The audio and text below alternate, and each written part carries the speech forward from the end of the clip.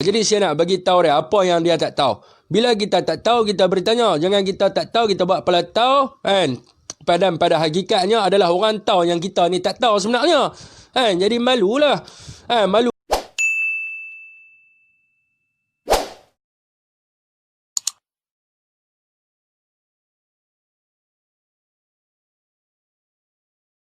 Dulu saya nak bagi jelas. Jadi dia yang pertamanya bila kita main Facebook ni, bila kita nak komen ke apa, bagi kita komen ni dengan fakta. Bila kita komen yang boleh mengelirukan orang, jadi apa yang kita nak buat ni sebenarnya jalan betul dah, kita nak buat hudud ni betul dah sebenarnya.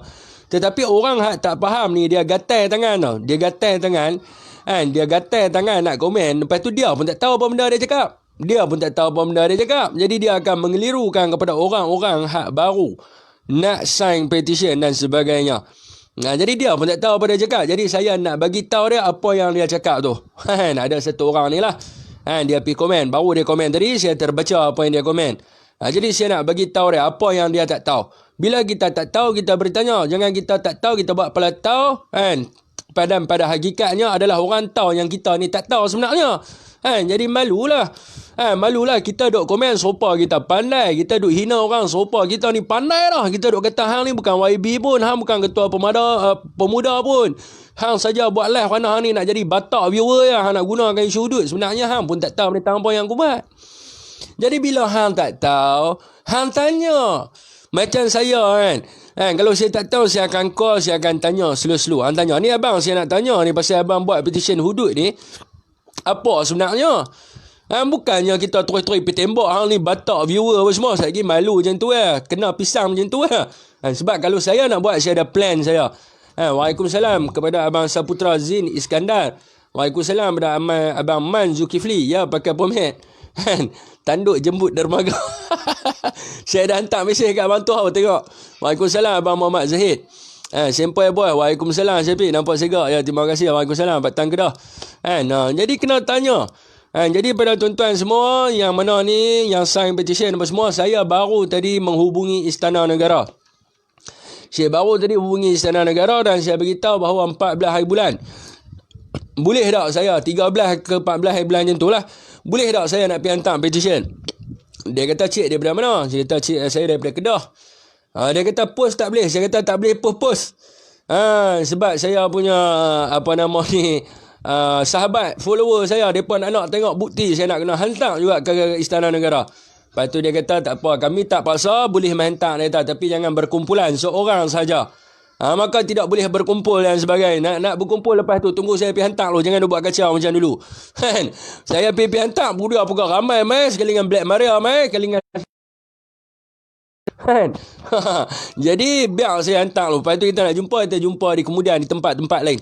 Bagi saya selesai dulu urusan. Jadi saya dah call Istana Negara. Istana Negara kata tak apa. Dia kata nanti sampai biasalah pintu B dan sebagainya. Hantar petition, dia tanda tangan. Okay, tak apa. Saya pergi seorang saya pergi seorang ya. Jadi tarikh tu saya takkan bagi tahu. Tarikh tu ada lah, nanti saya rahsiakan. Sebab kalau saya beritahu sikit ramai sangat mai, dia jadi celaru. Dia jadi celaru macam dulu.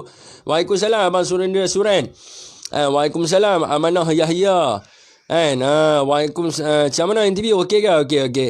Waalaikumsalam Abang Mikdad Roslan. Berkilau rambut. Ya biasalah. Tak tanya sesak jalan lah. Tu pasal dia. Waalaikumsalam Eweng Edit Treasure. Hadir bersama mahkota top fan-nya. Betul tu Fik. Ya, kalau nak komen biarlah berasal sikit. Berkenaan dengan fakta. Ya betul. Badan sasar juga Abang Syafiq ni kena grip, memang tak boleh lepas punya. Pelik betul kena grip Ustaz Usam kata kalau kita tak tahu jangan buat pelatau sebab orang tahu kita tak tahu. Ya betul. Kalau kita tak tahu, kalau kita tak tahu jangan buat pelatau. Kalau kita tak tahu jangan buat pelatau. Saya orang tahu kata kita ni tak tahu. Kalau saya batak follower, saya akan ambil isu saja. Tengok abang ni tanya apa isu saja, senyap ya. Jadi ada ramai ustaz yang telah pun keluar video-video yang menegur dia dan sebagainya. Jadi saya pun ada call. Mereka kata mereka akan panggil si Muhammad Nur Sajad ni. Mereka akan panggil untuk proses-proses dia yang tertentu lah. Proses-proses dia yang tertentu untuk mereka panggil dia sebab dia telah pun mengeluarkan kenyataan. Buat sementara ni, kenyataan yang dikeluarkan itu tidak pasti semua ada datangnya daripada dia sebab itu adalah laporan media. Itu yang disebut oleh mereka lah. Jadi kalau saya batak follower, saya main dengan isu Sajak ni lah. Ramailah orang akan follow saya, akan dengar sebab Sajak kan glamour. Orang akan dengar lah. Sebab itu adalah kenyataan pertama tu keluar daripada berita sensasi panas yang mengatakan Sajak keluar daripada Islam. Dan berita sensasi panas ni tidak didaftarkan sebagai salah satu daripada media. Media yang buat warni lah. Dan setakat sekarang ini belum ada kenyataan daripada Muhammad Sajak Kamarul Zaman ni yang berkata dia berkata sedemikian. Dan tak apa, kita serahkan tu kepada penguasa syariah. Panjang cerita dia, kalau saya nak uraikan panjang. Tapi kita akan panggil dia lah. Tuan-tuan tunggulah, bukan saya seorang ya. Ramai-ramai ustaz lain kat. Macam tadi saya tengok video Ustaz Abdullah Kari pun suruh mereka panggil. Suruh mereka panggil dia untuk bagi keterangan berkenaan dengan apa yang telah viral. Dan ada lagi ustaz-ustaz lain yang menegur. Jadi biar saya bukan label ustaz, saya orang biasa. Didi Parodi dah koyak Sajak. Salam Fib. Waalaikumsalam. Osman Min. Waalaikumsalam. Senjata megat. Waalaikumsalam Syarul Nizam. Waalaikumsalam Abdul Talib. Waalaikumsalam Didi Ujang. Okey tuan-tuan.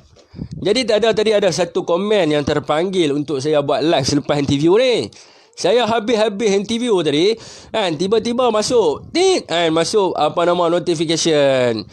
Masuk notification, jadi adalah seorang tu komen. Nama dia Ikmal, nama lebih kurang macam adik saya lah. Dia komen macam pandai sekarang kan. Dia sebut di situ RUU.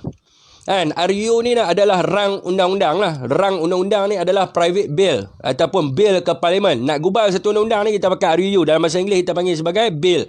Daripada bill tu akan jadi undang-undang. Jadi dia sebut di sini RUU pun tak jalan lagi. Ni kan hudud agak-agak lah Syafiq. Hanya usul je kemudian ke bangkul sampah. Ke bangkul sampah dia kata. Dan buat isu tarik viewer je. Dia kata saya buat isu ni nak tarik viewer je. Ketua pemuda pun bukan. Memang saya bukan ketua pemuda UMNO. Ahli parlimen apa pun bukan. Dia kata saya memang bukan ahli parlimen pun. Dia kata menteri pun bukan. Ya betul, saya bukan menteri. Hanya tauke minyak dok buat live di Facebook. Ya betul, saya memang tauke minyak dok. Sekurang-kurangnya saya boleh jadi tauke. Betul kata Piramli dan Ronggo Warsito. Ini zaman edar fantasia dunia. Jadi dia tahu tak apa benda RUU ni? Dia tahu tak apa benda RUU 355 ni? Dia tahu tak apa benda rang undang-undang tu dan kenapa dia dibawa ke parlimen? Kenapa dia dibawa ke parlimen? Ini saya nak bagi penerangan kepada dia sebelum saya bagi tahu kenapa saya buat petition hudud. Jadi kita kena tahu untuk menggubal sesuatu undang-undang syariah di setiap negeri, enactment jenayah syariah di setiap negeri ni, Waalaikumsalam Abang Syahrul Yusof, terletak di bawah kuasa sultan. Enactment tata cara pengurusan masjid dan surau, enactment syariah setiap negeri, semua ni terletak di bawah sultan dan di bawah Dewan Undangan Negeri. Di bawah Dewan Undangan Negeri untuk meluluskan, termasuk juga di dalam hudud dan qisas. Terletak di dalam Dewan Undangan Negeri, bukan duduk di parlimen. Kenapa RUU 355 ini dibawa? Kenalah faham dulu. Sebab itu bila orang sebut tentang RUU 355, kena faham. RUU 355 ni bukan bawa untuk hudud bang. RUU 355 ni bukan adalah satu rang undang-undang untuk menggubal berkaitan dengan hudud. Dia berkaitan dengan hudud tapi bukan orang kata apa 100% adalah kerana hudud. Dah ada dah. RUU 355 ni dibawa oleh Tok Guru Hadi Awang sebagai private bill ke parlimen atas dasar apa?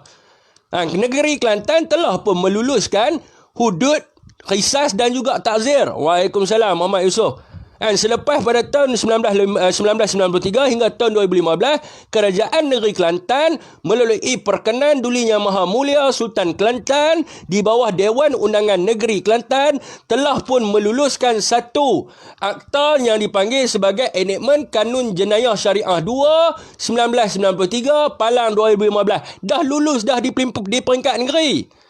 Dah ada dah di peringkat negeri. Kenapa dibawa ke parlimen? Tu kalau tak tahu kena tanya. Kenapa dibawa ke parlimen? Dibawa ke parlimen adalah kerana apa? RUU 355 ni adalah satu usul di bawah Peraturan Mesyuarat 49, Peraturan Mesyuarat Dewan Rakyat untuk meminda Akta Mahkamah Syariah Bidang Kuasa Jenayah 1965. Dia nak pindah Sebab apa nak kena pindah dulu baru boleh laksana hudud? Dah diluluskan tak tentang jenayah syariah ni? Dah lulus di peringkat Dewan Undangan Negeri. Tetapi kenapa kena pindah? Kena pindah disebabkan RUU 356. Dia mesti tak tahu tu RUU 356 tu. Saya kira mesti tercari-cari tentang RUU 356 ni. Dipanggil sebagai 356 ni adalah kerana bidang kuasa mahkamah syariah hanya terletak kepada 356. Apa benda 356 ni? 356 ni adalah 3 tahun penjara, 5,000 denda dan juga 6 kali sebatan. Jadi macam mana nak laksana hudud? Minum arak pun 40 kali sebatan. Didi Ujang, itulah sempit pemikiran mereka ni bro. Bila hang bawa suara rakyat, mereka kata nak berpolitik. Bila hang bawa isu-isu rakyat, mereka kata hang tarik viewer. Bila kita nak bawa suara anak muda supaya bersatu, mereka kata kita nak berpecah. Bila kita bawa isu anak muda, mereka kata merendah-rendahkan kita sebagai anak muda. Orang macam mereka ni yang menyebabkan anak muda nanti berpaling di isi sekolah banana ubi. Betul. Dia pun tak faham sebenarnya. Nak tanya pasal ni, Didi Ujang aja di Mahkamah Syariah. Jadi dia sekarang ni, kuasa Mahkamah Syariah ni, dia tidak boleh melaksanakan hudud walaupun undang-undang itu telah pun lulus di peringkat Dewan Undangan Negeri, tetapi tidak boleh dilaksanakan. Kerana apa tidak boleh dilaksanakan? Kerana kekangan di bawah di bawah Akta Mahkamah Syariah Bidang Kuasa Jenayah 1965. Kerana Mahkamah Syariah hanya boleh menjalankan hukuman maksimum 3 tahun penjara, maksimum 5,000 denda dan juga maksimum 6 kali sebatan. Jadi macam mana nak laksana? Tak bolehlah nak laksana. Dalam hudud pun untuk minum arak 40 kali sebatan. Nak laksana macam mana? Sebab maksimum 6 kali sebatannya Mahkamah Syariah boleh bagi. Sebab itulah pada tahun 2015 Tok Guru Hadi Awang membawa satu private bill ataupun yang tuan panggil tadi tu rang undang-undang tu. Sebab dia nak jadi undang-undang ni dia main daripada bill. Daripada bill masuk ke dalam parlimen, mendapat persetujuan majoriti ahli Dewan Rakyat, barulah dia akan enact ataupun amend menjadi satu undang-undang. Itu yang dipanggil sebagai rang undang-undang tu. Jadi tu ada dalam petition saya, kena baca habis. Saya cerita tak pasal ni? Saya cerita pasal benda ni. Yang mengatakan Tok Guru Hadi Awang bawa private bill pergi parlimen dan sebagainya. Jadi kena baca. Untuk apa? Untuk apa private bill tersebut? Untuk meminda kuasa-kuasa Mahkamah Syariah untuk menambah kuasa Mahkamah Syariah untuk bagi membolehkan Mahkamah Syariah menjalankan hudud. Jadi hudud dah ada tak? Hukuman hudud ni dah ada? Ada lah. Dia dah ada dulu baru boleh pindah. Kalau tak ada nak pindah macam mana? Nak pindah atas alasan apa nak pindah? Nak pindah bagi melaksanakan hudud. Itu yang kita kena faham. Jadi bila lulus saja RUU 355 ni. Dia duk abang kata okey RUU 355 ni pun tak jadi di Malaysia. Okey, kita tanya dia. Kalau lulus RUU 355 ni di parlimen, boleh dilaksanakan di peringkat Malaysia tak? Mana boleh? Sebab apa tak boleh? Sebab negeri-negeri lain ada elemen berkenaan dengan mana ni? Negeri-negeri lain tak ada. Yang ada mana?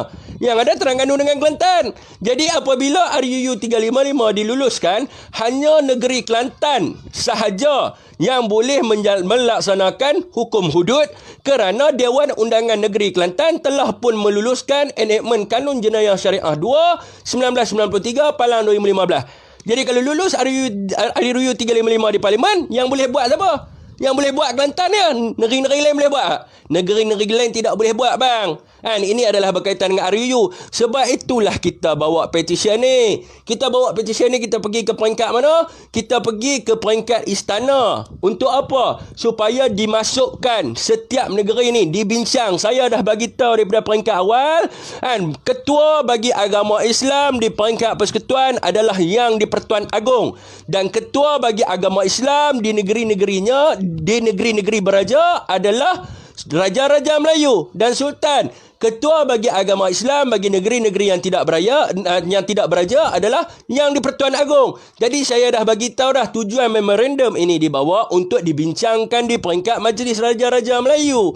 Sebab itu kena baca petition saya. Kalau tak baca mana nak tahu? Baca dulu saya sebut dah dalam tu semua. Di peringkat dulu dah adanya saya sebut tentang Kesultanan Melaka apa semua segala benda tu ada kena mengena dengan Dewan Rakyat ke? Jadi tu kena baca. Bila baca petition saya sampai habis, baru kritik, baru komen. Dan petition yang saya tulis tu bukannya saya tulis guna ayat saya sendiri. Saya ambil daripada pengkajian Majlis Agama Islam Selangor dan juga Universiti Utara Malaysia. Saya bubuh dalam tu. Baca baru faham.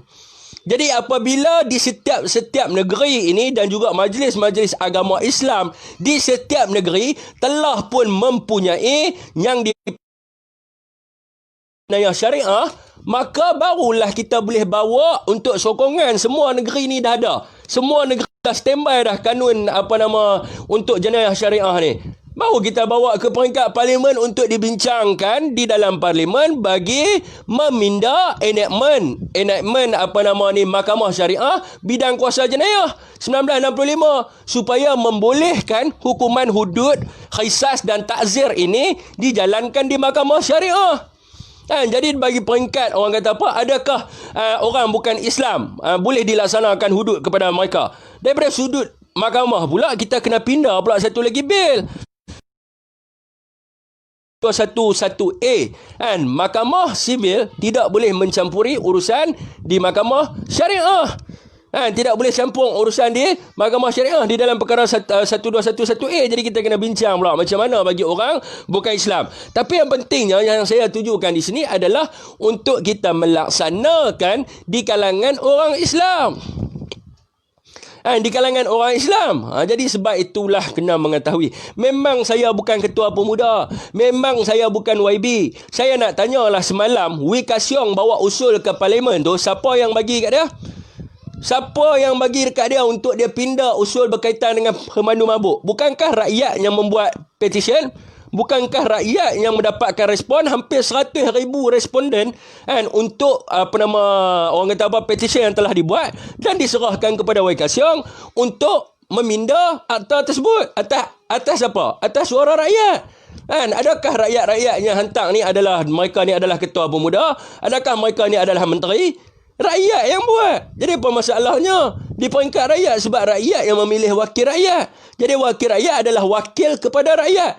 Maka rakyat sepatutnya mereka berkhidmat kepada rakyat. Hari ni apa yang berlaku bila kita memilih wakil rakyat dan 5 tahun sekali, lepas tu kita tak ambil tahu. Sedangkan kita ada kuasa untuk bagi tahu kepada wakil rakyat apa yang kita nak.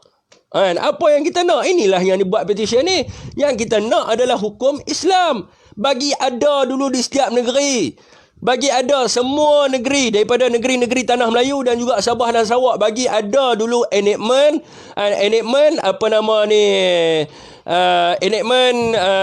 kanun jenayah syariah. Bagi ada dulu enactment kanun jenayah syariah ni.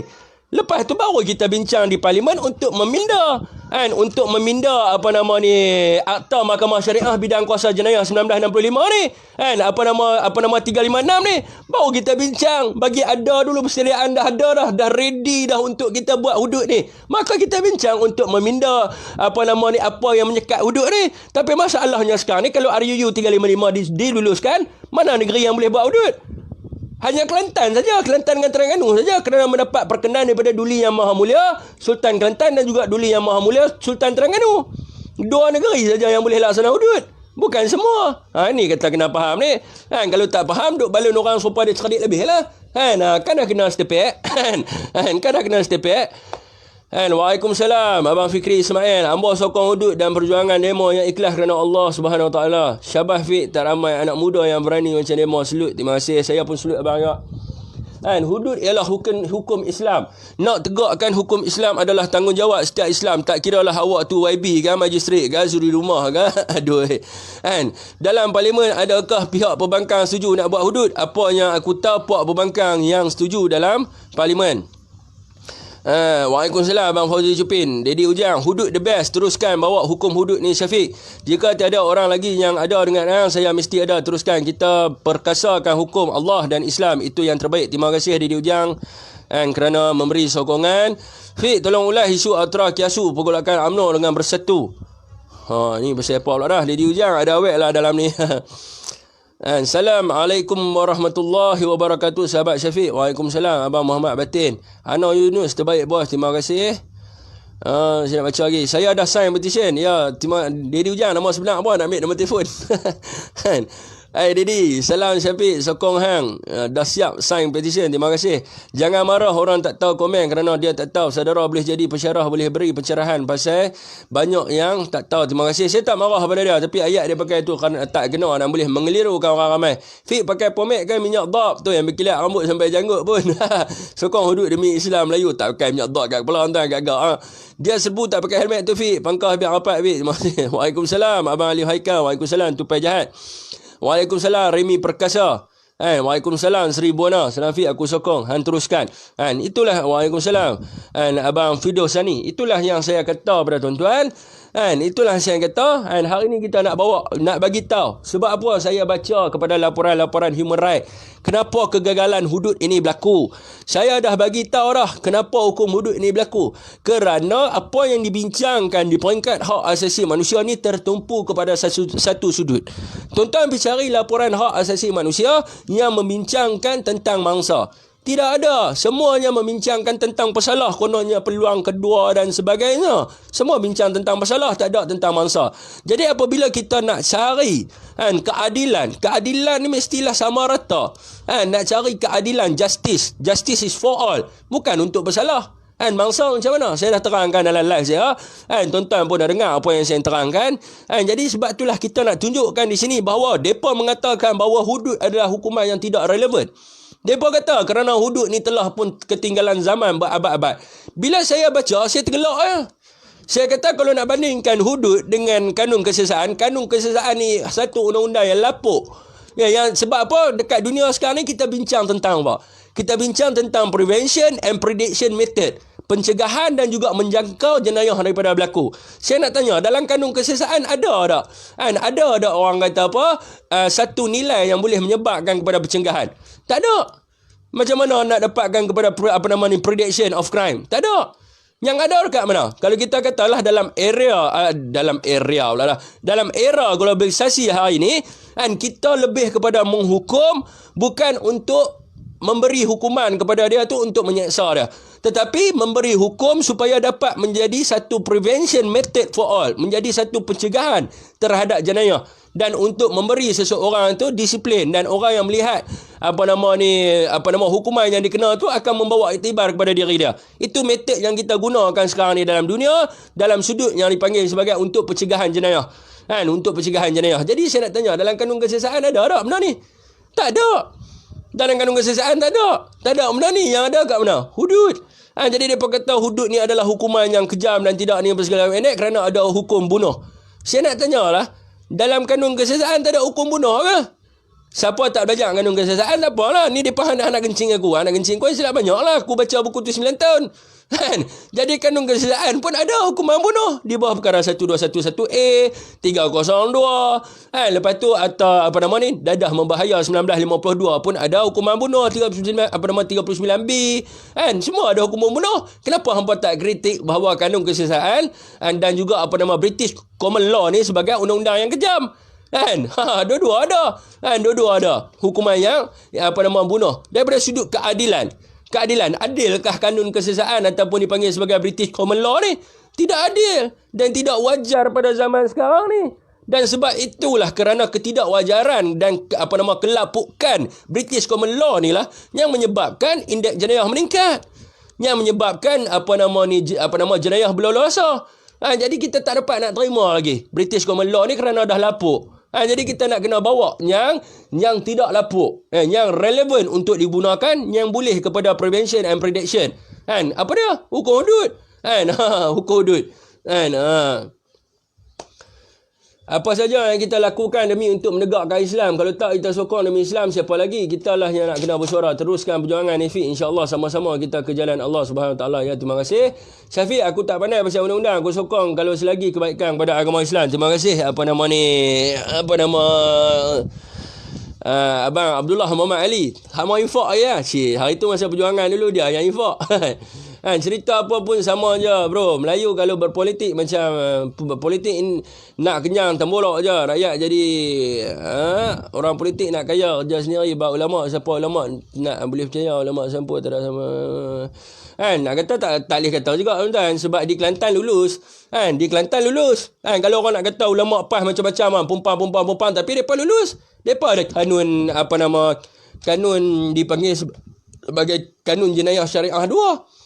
Bila mereka bawa saja rang undang-undang 355 ni, mereka dah boleh laksana hudud dah di Kelantan. Okay, minta maaf tuan, sangkut Fendi Slifler, Assalamualaikum, tapping hadir. Waalaikumsalam warahmatullahi wabarakatuh. Biar mereka kata apa Fik, benda baik kami suka. Terima kasih, buh lagi Fik. Cakap pandai memang kena pandai cakap. Apa dok mampu mamu. Syarang Izan, terbaik Fik, terang. Bagi mereka faham. Ya betul. Puak yang jahat, yang tak suka hukum hudud, kita nak takut apa dengan hukum hudud sebab kita orang baik-baik. Orang yang rompak, rogol ni memang takutlah dengan hukum hudud. Ya, mereka dok tuduh saya macam-macam. Mereka dok kata saya ni lah penjenayah ni lah, apa nama macam-macam, jenayah komputer, apa benda semua segala minit. Jenayah bubuh atas dia. Tapi takut hudud dia bah. Dia kata saya lah pencuri, saya itulah, saya inilah, saya macam-macam lah saya ni. Kira saya ni macam-macam lah duk ada kat saya ni. Tapi yang takut hudud dia bah. Yang takut hudud dia bah. Kita pun nak penin pula. Macam mana apa ni? Sepatutnya hampa kena suka lah dengan hudud ni. Sebab hampa boleh menghukum aku dengan adilnya. Boleh menghukum dengan adilnya. Tetapi mereka yang takut lebih. Terbaiklah Syafiq bagi pencerahan. Pinjam rambut Ustaz. Mulut kat elok. Terima kasih. Alhamdulillah. Ramai juga Melayu yang duk tentang hudud. Terbaik Melayu Islam. Ya, ramai. Dah sign dah Fik. Mulut aku pun kat juga. Gila babi 24 jam live. 24 jam lah. Tak ada pun 24 jam. Semalam tak ada live pun. Semalam tak ada live. Pagi tadi subuh dah lah. Kita bangun subuh kan. Kita nak bagi penerangan tentang Abang Razif ni. Sekejap dia akan buat live. Ni tadi kita nak jawab soalan. Tak ada 24 jam lah. Mereka kena ingat. Jangan sampai jatuh kufur jika tak sokong pelaksanaan hukum Allah. Ya betul Abang 4 tulang kering. Teruskan perjuangan. Terima kasih Abang Syahrul Nizam. Ada masalah ke bro? Apa masalah ikut suka dia lah koyak ke? Mereka berani buat, tak berani tanggung tu yang takut tu kan. Tapi kita hidup ni untuk apa? Kita nak hidup ni untuk nak cari redha Allah ya. Kita hidup ni untuk nak cari redha Allah ya. Bukan kita nak cari batak viewer apa segala ni. Syafiq mohon kebenaran. Ingin meminta statement precision hukum hudud di dalam dokumen PDF dan dokumen online Syafiq untuk diedarkan kepada member yang tak join online AB bagi mereka dapat info dan sign persetujuan bersama kita. Nanti saya bagi WhatsApp saya kat tepi. WhatsApp saya kat tepi.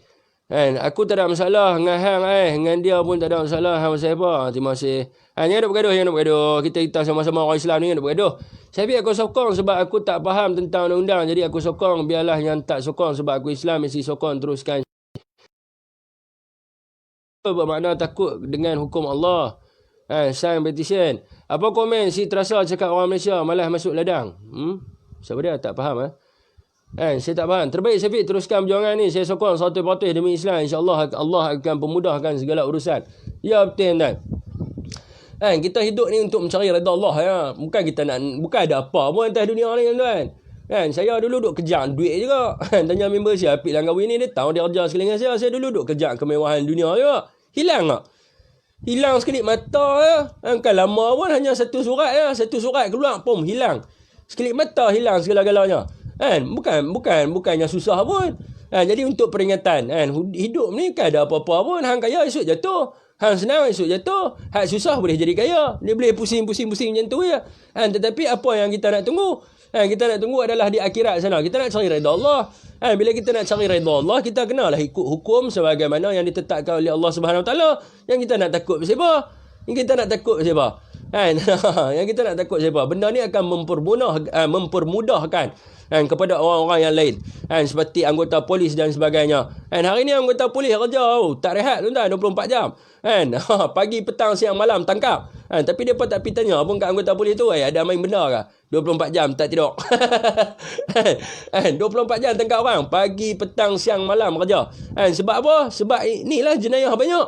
Jenayah banyak. Tapi bila laksana hudud, insyaAllah lah anggota polis pun boleh relax sikit. Boleh duduk dengan keluarga dan sebagainya. Ini jenayah berlambat-lambat. Tambah kes curi. Allah, lagi banyak. Kes curi, kes samun, siapa-siapa. Sebab orang tak takut. Sebab undang-undang yang dikenakan ke atas mereka itu tidak mampu memberi pencegahan kepada mereka. Yang takut tu ada buat salah lah tu. Ya. Tadi di Parlimen bekas Menteri Minyak Sawit tu kata orang Malaysia malas masuk ladang. Apa komen? Tu tak apalah. Pasal Parlimen tak apa. Pasal Parlimen nanti saya komen selepas nanti. Selepas nanti ada banyak juga saya nak komen juga ni. Saya tak mau sentuh pasal minyak sawit ni. Saya nak sentuh pasal semalam. Dikatakan ni saya tukar topik sikit dan sebab ada abang kita masuk ada abang yang masuk tanya pasal Parlimen ni. Saya tertarik semalam dalam isu Parlimen tuan-tuan. Saya pi jam sikit topik berkenaan dengan pengambilan semula penjawat awam yang telah dibuang kerja. Ini adalah satu bagus, jangan cakap saja tapi buat bagi betul. Maknanya ada 16,000 orang termasuklah dengan rakan-rakan saya tu Daing bersegala minit tu adalah pekerja awam kontrak yang telah dibuang kerja mereka. Yang telah dibuang kerja mereka. Jadi kena ambil balik mereka aja. Kena ambil balik golongan-golongan yang kena buang ni lah, para ustaz ustazah hak kena buang dulu ni, ambil balik mereka bekerja.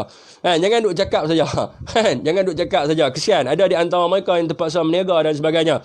Jadi yang kedua juga saya nampak lah, bergantung pada pengalaman saya ni mungkin boleh dibincangkan di peringkat kementerian dalam negeri lah.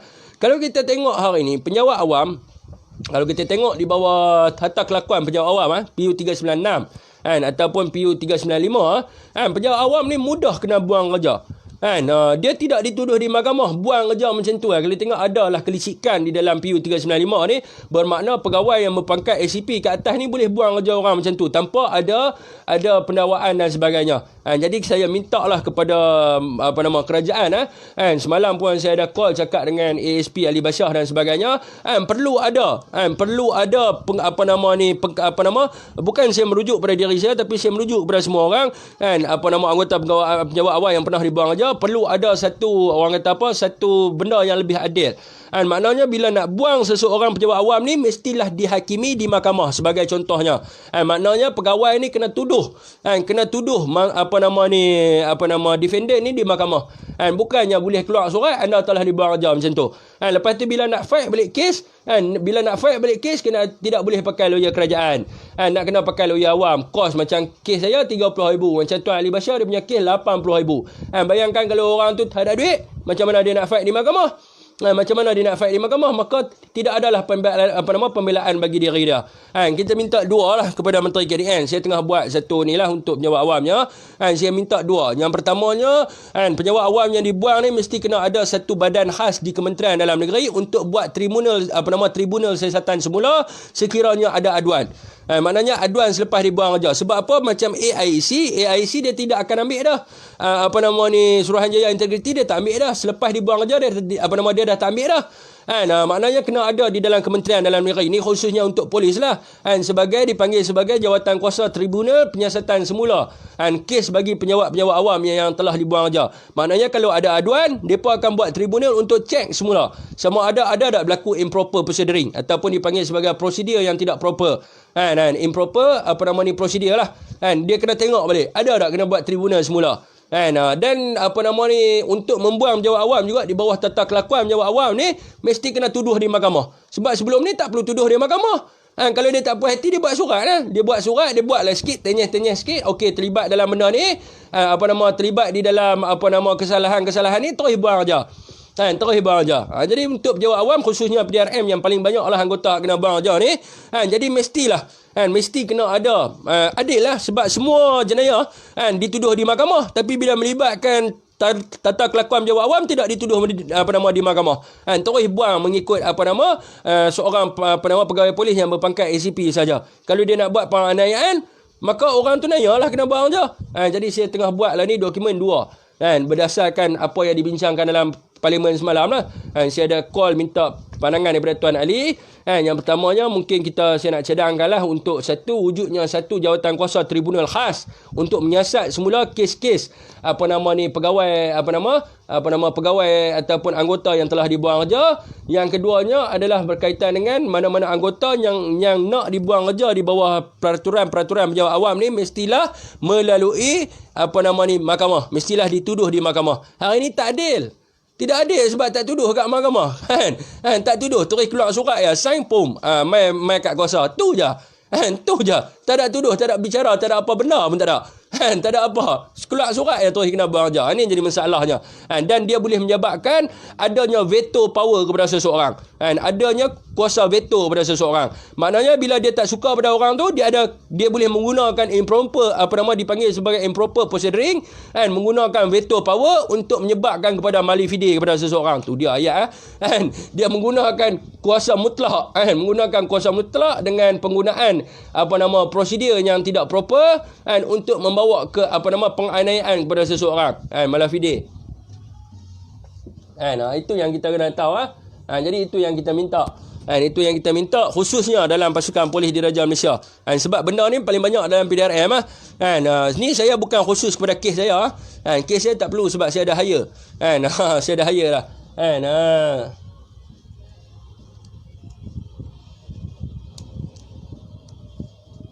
Jabatan Imigresen Malaysia sebagai pasukan menangkap semua parti. Dah bukan, kadang-kadang dia pun nak cuci nama tuan. Kena buang ni tak kisahlah, tak ada masalah apa, tapi sampai nama gelap dan sebagainya. Ini yang jadi masalahnya dengan tuduhan-tuduhan yang tidak ada asas. Sebagai contohnya dalam kes ASP Ali Bashar, kes Tuan Shadow. Kalau kita tengok dibuat tuduhan dia ni adalah pengedar dadah. Tak malu kan tuan-tuan? Tak malu. Kita ambil tetayah banyaklah. Dia tidak akan fikir kepada masyarakat. Dia akan fikir kepada ahli keluarga dia. Ahli keluarga dia akan memandang serong pada dia. Konon-kononnya dia ni pengedar dadah. Jadi dia mesti nak cuci nama dia. Dia mesti nak cuci nama dia. Sama juga macam Tuan Ali Bashar dituduh sebagai perompak. Macam saya memang bodoh lah kes saya. Kes saya ni MC. Kes saya MC yang tidak saya ubah. Tiba-tiba kena buang. Saya punya kes tak top. Orang kata kes Mr. Bean. Saya punya tidak perlu disebut dalam di dalam live ni. Kes saya ni tidak perlu disebut dalam live kerana agak kelakar. Agak kelakar untuk dibincangkan. Saya tak rasa stres lah. Saya gelak. Masa mereka main ambil hak kuasa saya pun saya gelak. Geleng kepala. Aduh. Hampa dia semua punca nak kena saman dengan aku semua. Saya gelak lah. Kes saya ni memang kelakar. Kes saya ni boleh buat. Kalau kata buat dokumentari pun dia akan jadi cerita lawak lah. Dia akan jadi cerita funny lah. Cerita lawak bodoh. Tak ada sedih, tak ada babak apa. Babak lawak ya. Kena operasi gigi, tiba-tiba kena buang aja. Jadi lawak lah boleh lah buat. Kalau siapa nak buat movie cerita lawak boleh. Dalam saya punya kes. Tapi kes yang saya tengok ni adalah ASP Ali Bashar. Dan juga kes Shadow. Tak cuba fight kat mahkamah ke bos? Awak saya dah bagi tahu dah. Takkan saya nak kena bagi tahu semua kan. Saya akan buat lah. Jadi saya cadangkan lah. Sebelum ni saya ingat tak boleh saman. Rupanya boleh saman. Bila kita fight di mahkamah, kes akan jadi government to government. Jadi saya tak puas hati kepada pegawai hak naya saya tu. Jadi saya tanyalah kepada Tuan Ali semalam, boleh ke? Dia kata boleh. Jadi kita akan, saya kalau boleh saya nak hantam pegawai tu ya. Sebab dia kemas cendol sangat dengan dia punya 3 paku kan. Saya nak balun dia cukup-cukup Saya nak balun dia kat mahkamah cukup-cukup. Sama mencana 6 tahun boleh. Tuan Ali kata, InsyaAllah saya akan buat. Saya pun dah terkena pengarah buat surat terus buang. Saya dah buat surat tunjuk sebab dalam 14 hari. Dah hadir bertugas tapi tak diterima. Minta jumpa untuk penjelasan, tak mau jumpa. Tahu-tahu kena buang aja. Naya kan. Di dalam tata kelakuan pejabat awam ni memang teruk sebab dia tak ada satu jabatan yang menyemak semula. Siapa-siapa yang boleh buang. Dia boleh buat permasaan eksploitasi seks terhadap wanita ke? Kalau hang tak mau kahwin dengan aku buang aja hang. Mana nak tahu? Mana nak tahu? Jadi kena ada satu badan khas untuk menyiasat. Menyiasat maknanya pegawai polis ataupun pegawai pejabat awam dia kena bawa ke mahkamah fail-fail untuk tuduhan. Dan yang menjatuhkan hukuman ni adalah hakim. Hakim yang layak lah. Hakim yang layak untuk menjatuhi hukuman. Bukannya pegawai ni dia rasa tak puas hati dia buat surat pun kena buang aja. Naya orang. Betul tu Fik. Kalau dalam pejabat awam ni, kalau tak suka senang je. Orang akan ikut jubak cari kesalahan sampailah kita kena. Dia ambil tindakan sampailah berhenti. Tu je, walaupun kita tak bersalah, depa jadikan salah juga tu je. Memang betul. Di BKL Azlan, Assalamualaikum, Waalaikumsalam. Kes yang biasa itulah boleh buat orang tersungkur, Fik. Kes saya ni memang bodoh kan. Saya tak tersungkur tapi saya kelakar Macam swasta kami tubuhkan union ni betul. Kena ada union lah. Dalam PDRM pun ada union juga, tapi dia tak panggil union, dia panggil sebagai persatuan anggota-anggota pangkat rendah. Jadi tuan-tuan dah masuk dah waktu zuhur tuan-tuan. Jadi saya tak mau ambil masa tuan-tuan lebih banyak. Jadi ada lagi 4 minit Jadi saya minta tuan-tuan untuk sign petition tu, untuk turunkan tanda tangan petition tu. Dan saya pun dah boleh beli dah tiket kapal terbang, sebab saya dah tanya kepada istana, mereka kata boleh. Jadi tuan-tuan tolong sign. Saya tak kisah pun banyak mana yang sign. Saya tak kisah banyak mana yang sign. Banyak mana pun tak apa. Yang sign tu saya akan bawa ke Istana Negara. InsyaAllah tuan-tuan, saya dah jelaskan apa yang